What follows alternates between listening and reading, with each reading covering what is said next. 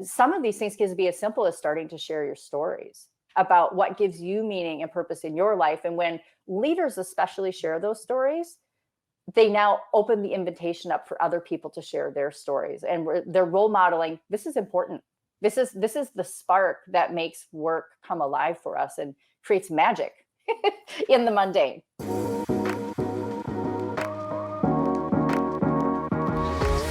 Hello, and welcome to Love as a Business Strategy, a podcast that brings humanity to the workplace. We're here to talk about business, but we want to tackle topics that most business leaders might shy away from. We believe that humanity and love should be at the center of every successful business. I'm your host, Jeff Ma, and as always, I'm excited to have a conversation and hear some stories from real people about real topics in real life. And my guest today is Jessica Grossmeier. Jessica is an advisor, speaker, and the author of her brand new book, Reimagining Workplace Wellbeing, Fostering a Culture of Purpose, Connection, and Transcendence. She's a leading voice in workplace well-being, having dedicated her career to identifying evidence-based strategies that promote a thriving workforce. She's published over 80 articles in peer-reviewed and industry professional journals and presented at more than 100 industry conferences, events, and webinars. And she works with employers and well-being service providers to identify evidence-based practices to support employee well-being and foster a culture of health. Welcome to the show, Jessica. How are you? Hi, I'm good. Thanks so much for having me, Jeff. Yeah, I'm really excited to dive into kind of the topic of your expertise. But first, I'd like to hear from you. What is your, how would you define your expertise and passion, if you will? Yeah, good question. I've been passionate about well-being my whole life, ever since I was first introduced to competitive athletics and sport as a kid. I loved the idea that I could control my destiny and my energy by how I took care of myself. And so in college, I discovered that there was a whole field devoted to this. That's not what I went to school for initially, but I was looking to switch majors at the end of my freshman year and came across somebody in exercise science. And they were specifically looking at how do you apply what we know about health and well-being to the workplace, and how can workplaces foster well-being. And I said to her, that's a thing? I could do that for a job? And she said, yes, you can. And so I immediately switched majors, and I haven't looked back since. I'm absolutely passionate about how can we make the world of work a place that actually contributes to and fosters human thriving. So when you say kind of human thriving and well-being and these things, can you kind of holistically define it for us? Like, what do you include in that? What do you not include in that? Wow, that's a big question. And I don't have a specific definition that I've gravitated towards, because I feel like each person has to define for themselves what well-being means and how they're going to go after it. But I have gravitated towards the idea that well-being has to be holistic, that we need to consider ourselves as systems. And whether we're talking about our physical self or what's going on mentally or emotionally or spiritually or financially or career-wise, those are all dimensions, but they all intersect and they all interact with one another. And so oftentimes when people are doing things such as a fitness challenge, they put that in the physical activity domain or the fitness aspect of well-being. But we know there's a ton of research that connects any type of movement with brain health and cognition, productivity, performance at work, how we think about and view our relationships in the world, mental health, emotional health.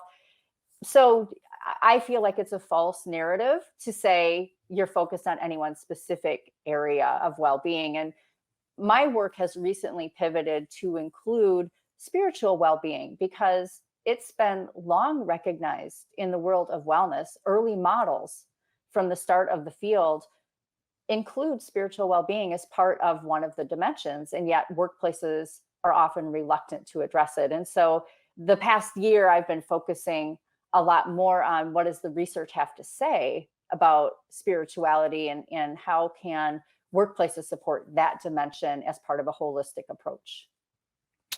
Absolutely. And I couldn't agree more, right? I mean, obviously the workplace is notoriously, at least of late, known for many aspects that um, aren't so good for our well-being, for one reason or the other.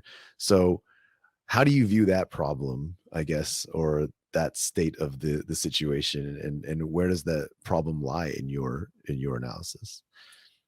Can you be more specific about the problem we're talking about? Because there's That's a what I'm saying. lot of That's problems my in the world. question for you. Like, where are the problems and what do they look like? For in your minds, go from the top of your list then. Yeah. What's the So biggest one? so last year, as I was looking into this area of spirituality and workplace spirituality in particular, I started down that path largely out of my own personal interests and trying to figure out how can I merge personal and professional interests in this area.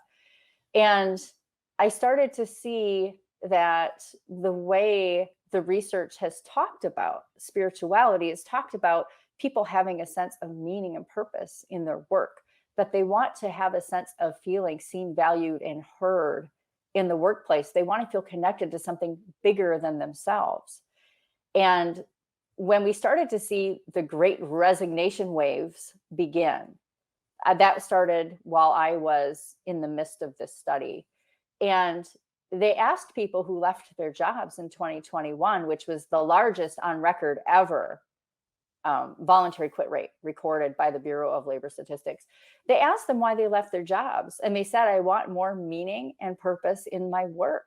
Yes, I want fair pay and compensation and the benefits, but those are table stakes. I want to work for a company that cares about my well-being and in a job where I feel like I'm contributing some value to the world beyond just bottom line profitability.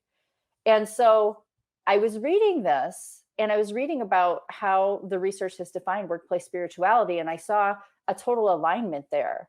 And then I started to see surveys where employers are saying, what we've been doing with well-being isn't working. We need a different approach. And they were looking for solutions. And some of them obviously are investing more in mental health, financial health.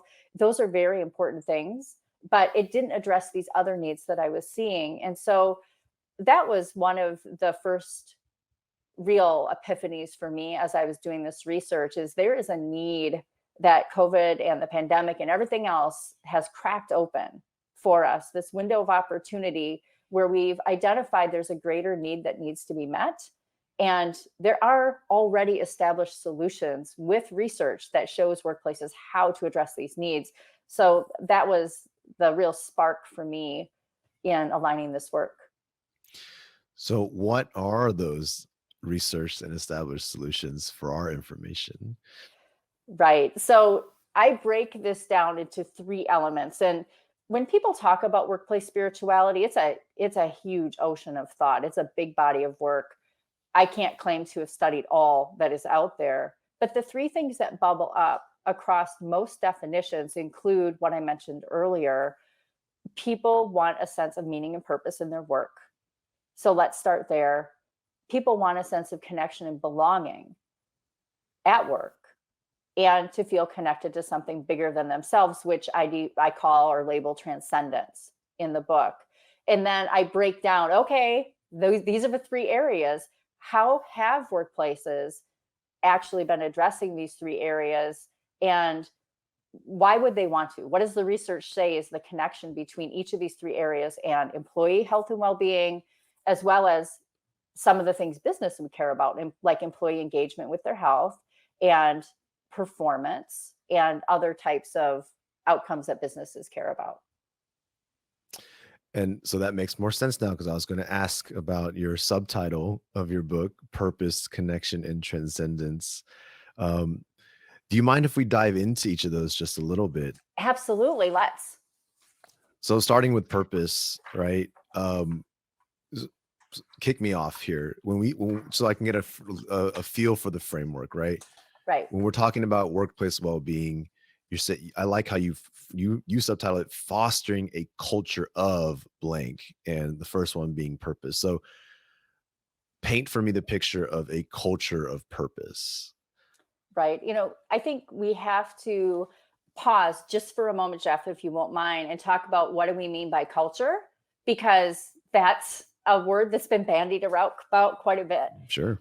And the way I think about culture, it's leadership behaviors, it's how we treat each other. So, general norms and practices, it's the systems in the organization. So, that could be policies, practices, the way we operate with one another, be a lot of different things, the physical environment, the digital environment. So, culture's all those things. And so, when we talk about addressing a culture of purpose, there's a lot of work that's been done around purpose driven organizations, which, as I think about that, that's about the organization identifying a purpose that's bigger than its own bottom line profitability.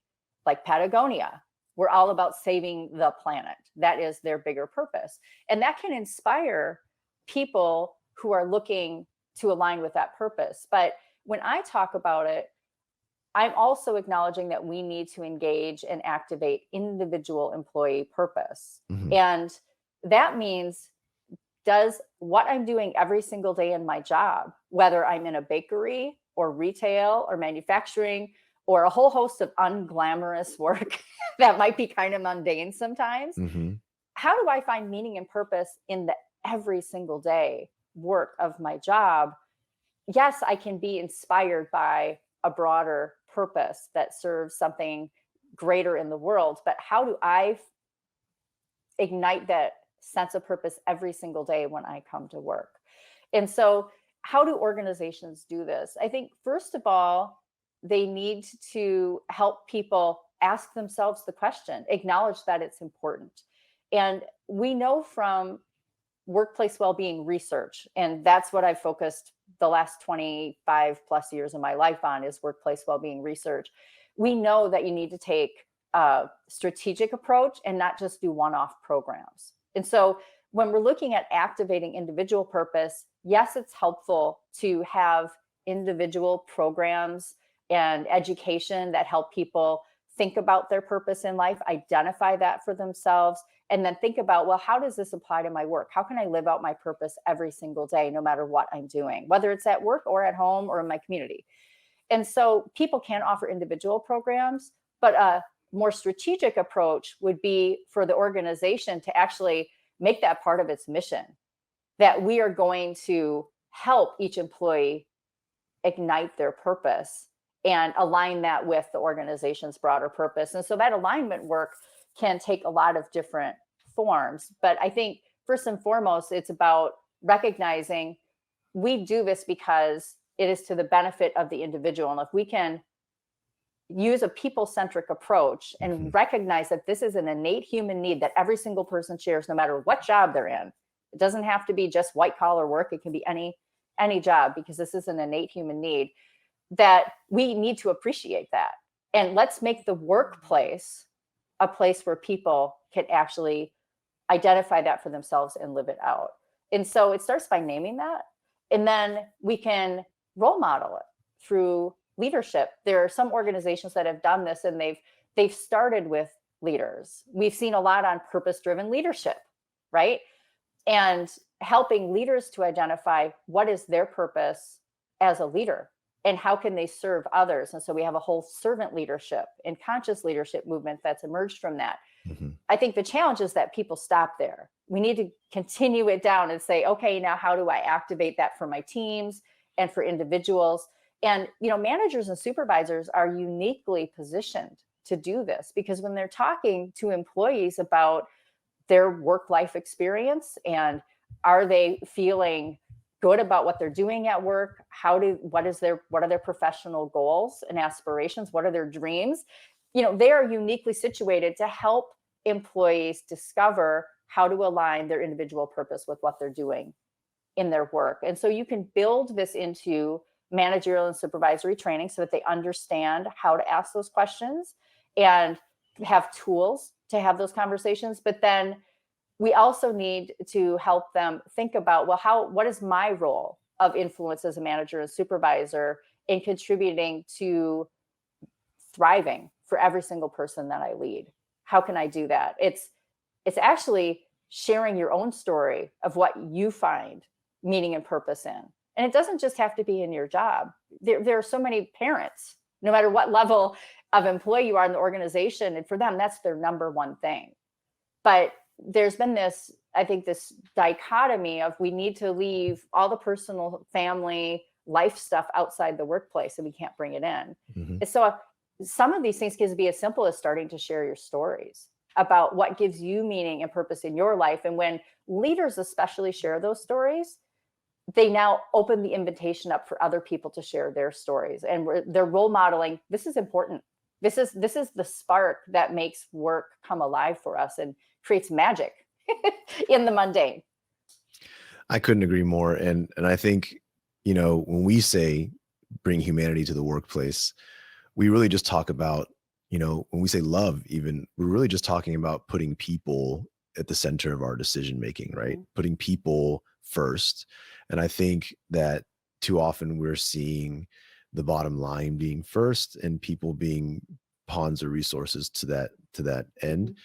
And I think you're absolutely right. When it comes to just making decisions, such as having intentional conversations and acknowledging and kind of helping the person, each individual person, who's every person is different. It does open up those doors. I love hearing the way you said that. I'm really aligned to that, and I really feel really strongly that's absolutely the way to go. So I love that culture of purpose definition. Um, let's talk about connection. So culture of connection, what does that look like? Right. So I feel like we could talk for a whole hour about this. I One of the early books that I read last year was Love as a Business Strategy.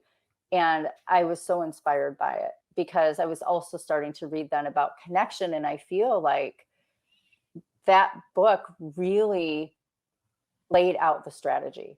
And when I think about how do we actually create a culture of connection and belonging, people want to feel seen, valued, and heard.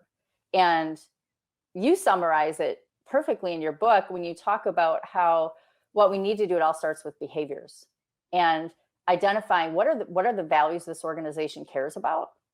So if it cares about employee thriving, that's a value. What does that look like? How do we translate that? And your book actually names here's what it means to us. These are the values that we are going to go after, and we're going to name what those values are, and then we're going to map behaviors to each of those values. And any organization can do this. They might not decide on love and the pillars that you identify, but they can identify how do we want to be known and showing up in the world as individuals, as teams, and as an organization. And so we start to name what those behaviors are. We start to notice and pay attention to, are we actually living these things out and hold one another accountable? And then we normalize them through policies and practices and the way we do things so that we're constantly doing the recalibrating to ensure that the way we do our work is aligning with these values that we've stated. What are businesses getting wrong more often than not when it comes to connection in the workplace? Yeah, but it's such a good question. And I tend to be a very positive asset focused person. Sure. So just know that. Sure. um, let's start with what they're doing right. When you look at the research on how we actually develop social connection, there are three different aspects to it. There's the structural, the functional, and the quality. The structural support is what organizations have traditionally focused on. It's the company picnic. It's the Zoom happy hours that everybody was doing during the pandemic. It's the cooking classes. It's the fun ways that we come together. It used to be sports teams when we could gather in person. And that's fantastic. It's only one aspect, though. And so the problem with those things is you can be in a room full of people. You could be on meetings from 8 to 5 every single day, nonstop, and feel incredibly lonely and isolated. Yeah. Why? It's because you don't feel seen, heard, and valued. And so how do we get below the surface of structural support, which is what are all the ways that we can increase the frequency of us interacting with one another? And instead talk about, well, how do we deepen how we interact with one another. So now we're getting into functional support, which deals more with how do we get below the surface level of, for example, any given meeting. All we're talking about is, what are the tasks? What's, what do we have to accomplish as a group? And there's an agenda and objectives. Well, what about infusing into those meetings ways of people getting to know each other? And I think because a lot of us were at home with cameras turned on during the pandemic, we began to realize, oh, there's a whole world behind this person I never realized. And some organizations embraced that and celebrated it and said, we want to see the kids. We want to see the pets. Show us the artwork on your desk. They infused it into the way that they did their work. Some of them said, come as you are. Don't worry so much, unless it's a client-facing meeting. Don't worry so much about the veneer of professionalism, and just come as you are with your hair in a ball cap. That's okay. So I think structural is about, or the functional is about getting down below the surface and allowing people to reveal to one another who they really are. It's about authenticity and vulnerability. And then the final is around quality. And that has to do with how we are perceiving our interactions with other people. So have you ever had a meeting where maybe one person came out of the meeting and they felt like, oh, that went really, really well. I just love what happened there. And then someone else might come out of the meeting with a whole different perspective about it. One of the things that I was recollecting as I started to look into some of the research on burnout, which has flared up quite a bit. It's always been a problem, but it's really flaring now. When people are experiencing burnout, their way of perceiving the world is colored with a lens of cynicism and critical negativity. And so I remember in a time in my career, and I talk about this in my book, when I was burnt out and disengaged, and even the attaboys, you did a great job, thanks so much for helping me with that company client visit. And I would think to myself, you don't care about me. You care about what I can do for you. That's all you care about. And so I wasn't feeling quality support in my work. And I think it comes down to we're getting better and better about recognizing one another and affirming the things we do for one another and acknowledging that. But we also need to affirm who we are to one another. And so that starts by helping people to understand that you see their strengths. You see who they are as a person, and you're valuing the unique piece that they bring that other people on the team can't bring. Now that starts to affirm who I am as an individual and not just what I can do for you. And so I think that type of thing gets more at quality support. And we can teach these things when you're doing, when you're sending a thank you note to a team member. How do we go deeper in that acknowledgement? How do we celebrate one another for who we are and celebrate the beautiful diversity that exists within each of us and value that? Beautifully put. And I have a side question, I guess, is how much both of us talk about leadership being key and being the people to model these types of things. I'm curious though, how much of this mindset also has to be addressed, at all levels. So for instance, we all know that our intentions don't always match what the impacts are. And for better or worse, we're human. And so we say things, do things with one intent. It may not always come off that way. But, taking your example or just talking through, maybe someone not feeling appreciated, someone feeling victim to some leaders' decisions or things like that. I think we both agree that leaders have to have that ability to kind of, support, be real, be vulnerable, build trust through that.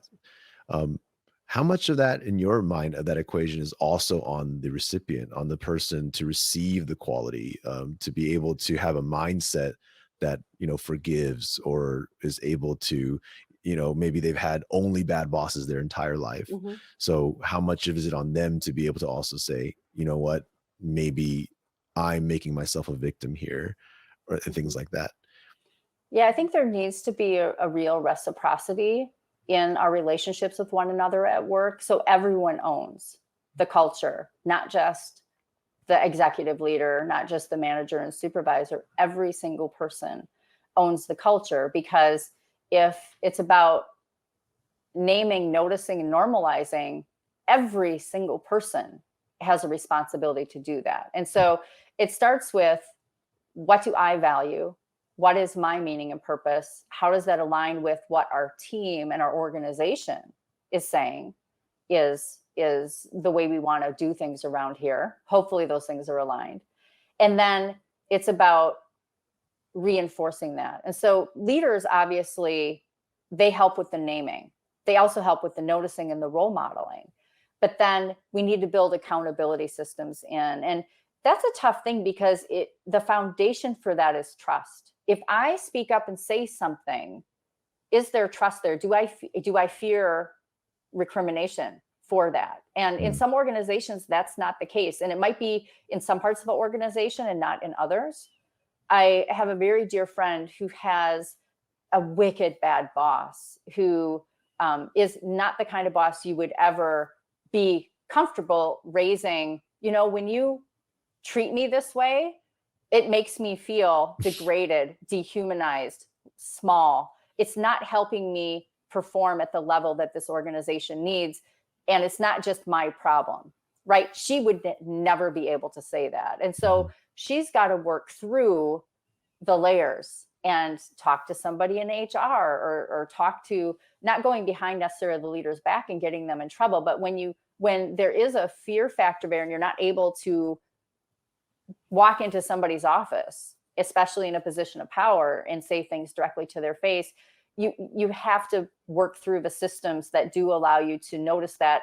And for some employees, their only mechanism is the employee feedback survey, where they're being asked, how do you feel, you're being supported or not supported at work?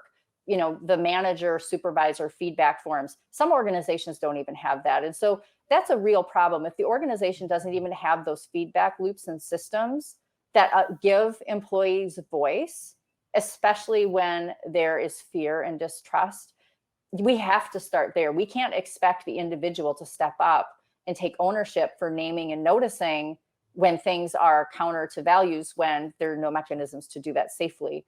When it comes to things like, the individual always viewing things in a certain way. So they might have a certain personality or a characteristic or a way of thinking about the world that tends to always see the negative and tends to be very cynical. There's a reason for that. We're hardwired to notice those things, and it can be to an advantage to an organization. But as part of individual coaching with an employee, we can say that's not the whole story. And we appreciate that you bring these things, because it protects us. It helps us to see things we wouldn't otherwise see. But we also have to encourage and help people to have a growth mindset, to, be, not always the wet blanket when we're doing brainstorming. And so we have to, for some people, help them to understand what are the skills that we need to develop, what are the ground rules around how we work with one another. And, sometimes that comes down to performance issues, and people need to be coached very intently on how to show up in a more positive way, in a supportive way for their coworkers. Sometimes you just have a bad fit. You just have relationships that aren't gelling. And so then is there another team where this organization or this person would fit in the organization? Got it. Thank you for that. Yeah. Finally, culture of transcendence. Yeah, this one's exciting. And I think it's scary for people, because that sounds a little woo-woo. As I embarked on this chapter, I knew that it needed to be named, because when people talk about spirituality, they talk about connection to something bigger than themselves. It's that those experiences of awe and wonder and beauty, those sparks of moments, or those momentary sparks of brilliance in our day that ignite our imagination and our creativity. There's a lot of science supporting how organizations can do this. Mindfulness is probably the most well-researched way that organizations are doing this. And so mindfulness and meditation practices are about introducing presence and awareness, consciousness into what we're doing in every single moment. And it's hard, because we're in a multitasking culture. There's stuff coming at us all the time. And so there are a lot of systems an organization can build in to help cultivate presence and awareness. And I don't have time to go into all of them, but that's one area that organizations are working with. Another is around celebrations. There are books now emerging around rituals, the art of ritual. How do we celebrate, honor, reward, and recognize people in the everyday moments? It doesn't just have to be the service anniversary or a birthday. It can be the small rituals that you build in. And there are 2 books that were published during the pandemic over the past couple of years that talk about workplace rituals and how we can incorporate them into even the small moments every single day. And it's things like bringing poetry and beauty and music into everyday work. And we can do that, artwork. So that's a whole nother area.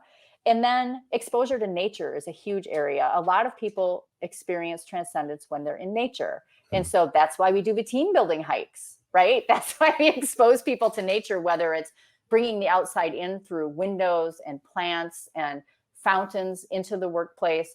But if you are in a type of environment that's very industrial, there's a lot of concrete, you don't have a lot of windows for whatever reason, the work isn't conducive to allowing nature in, virtual reality technology, you can build that into a quiet space room where you have VR tech and people can take a break and experience a Himalayan hike.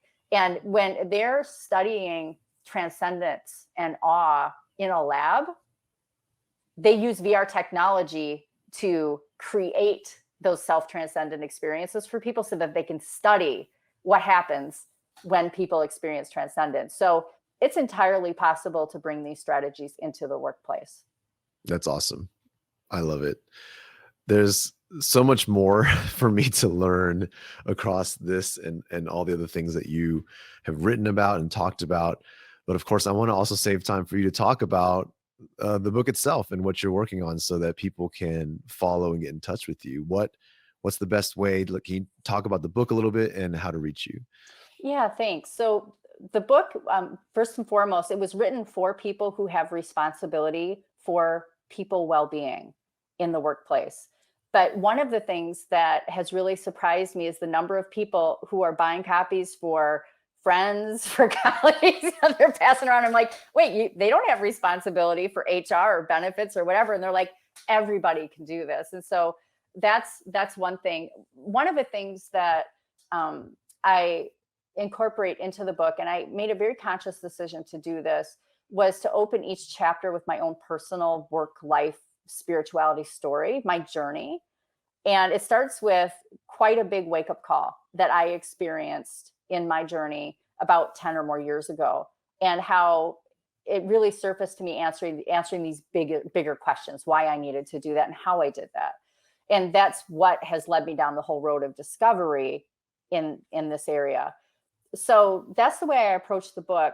And I think even if people don't like all of the research and reference citations and they're not doing this for their job, I think that everybody has a chance to benefit from hearing other people's stories of how they've encountered similar challenges with burnout, disengagement, imposter syndrome. It's all there. I've got my worst performance review ever outlined in a story. So I think it gives people a sense of something that they can gravitate to, and it translates some of the research into what does this look like in the real world and why we need to address it. In terms of how people can be in touch with me in this work, the book is now available on Amazon, very soon to be wherever books are sold. So that's coming in the next day or so. And I am putting primary attention on LinkedIn. So if people want to find me, just go to my LinkedIn page, easy to find me, and you can continue to follow what I'm doing in this area and how I'm trying to unpack the whole book into these digestible chunks. And then pointing to other people who are actually doing the hard work in the trenches of helping employers address purpose, connection, and transcendence at work. That's just part of, me naming it and describing it is just part of the story. How can organizations tap into resources to do this? So that's what you can get on my LinkedIn page. And then also on my website, jessicagrossmeier.com. I have a lot of free resources out there. Awesome. We'll be sure to link that in the show notes. And that's reimagining workplace well-being, fostering a culture of purpose, connection, and transcendence. Available by the time this episode's out. It should be available for sure. Mhm. So Jessica, thank you so much for sharing just a tidbit, really, of all the things that you have to share with us and teach us. I really appreciate the time today. Yeah, thanks so much. And I really appreciate the work you're doing with Love as a Business Strategy. Thank you for bringing that into the world as well. I view us as all part of this big crazy team trying to do the same thing in different ways, trying to find different ways to slice it for people to figure it out. I think we're all trying to reach the same outcome. So it's wonderful connecting. I agree. To our listeners, thank you so much, as always, for tuning in. And please be sure to check out Jessica's book as well as ours, Love as a Business Strategy, available on Amazon. And if you haven't subscribed, do that. If you haven't told a friend, please do that. If you haven't left a review on Amazon, which I'll do for you, Jessica, when your book comes out, please be sure to do that because that always helps as well. So with that, we'll see everybody next week. Have a good one.